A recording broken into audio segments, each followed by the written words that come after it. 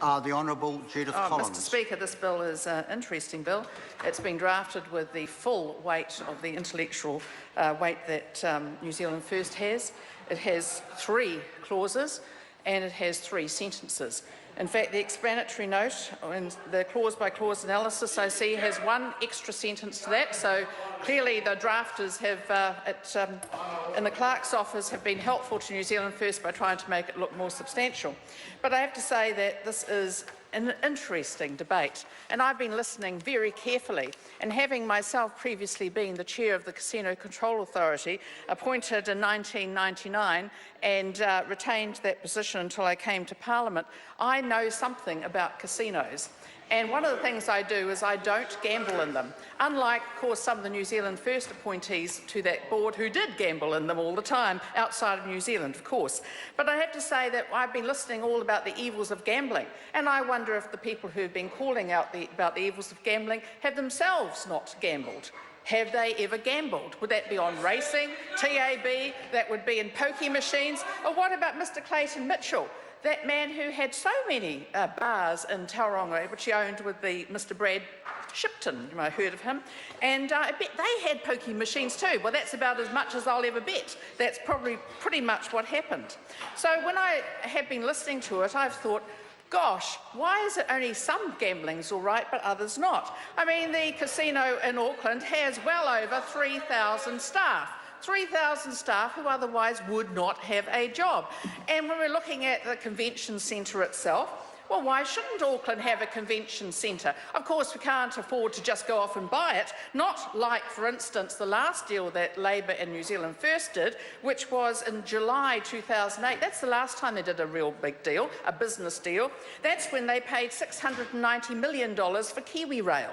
$690 million for KiwiRail, which would have been great if the value had gone up, but actually what happened is just a couple of months later, Treasury came out with the facts that they had valued KiwiRail at a mere $369 million.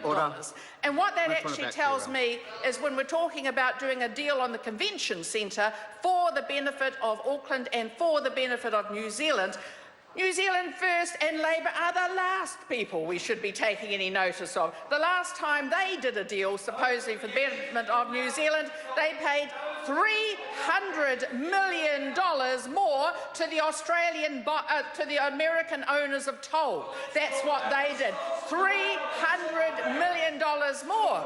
And I'd have to say, if we're going to talk about that, why would you listen to those people? And I see Mr. Ron Mark's got a lot of noise today. It must be in his new position as Deputy Leader of New Zealand First, after he very cruelly rolled my good friend Tracy Martin.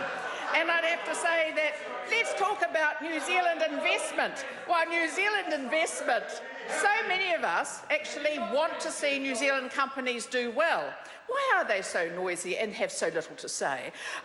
Why is that? And it's because, of course, that is the combined intellectual grunt of New Zealand First. Having said that, Sky City is a New Zealand company that has been able to register on the Australian Stock Exchange as well as the New Zealand Stock Exchange.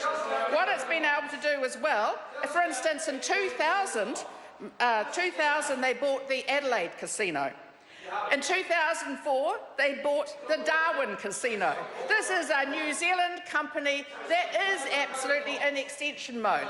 And I'd say, you know, for anybody who wants to actually sit down, Mr. Cunliffe, take your turn.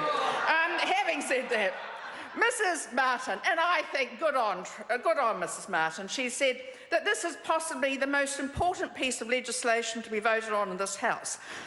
I don't think so. I think it's possibly not the most important. But I have to say, I like the fact she backs herself. I like that. And I'd say good on her, and she has a marvellous sense of humour, as you'd need to if you're a woman in New Zealand First Party. But, you know, to listen to what we've heard today, Mr. Speaker, I'd have to say the argument is just pathetic. Basically, it's these people in the casino business are making money, oh gosh, that's dreadful, and employing people and bringing people to New Zealand. Good on them.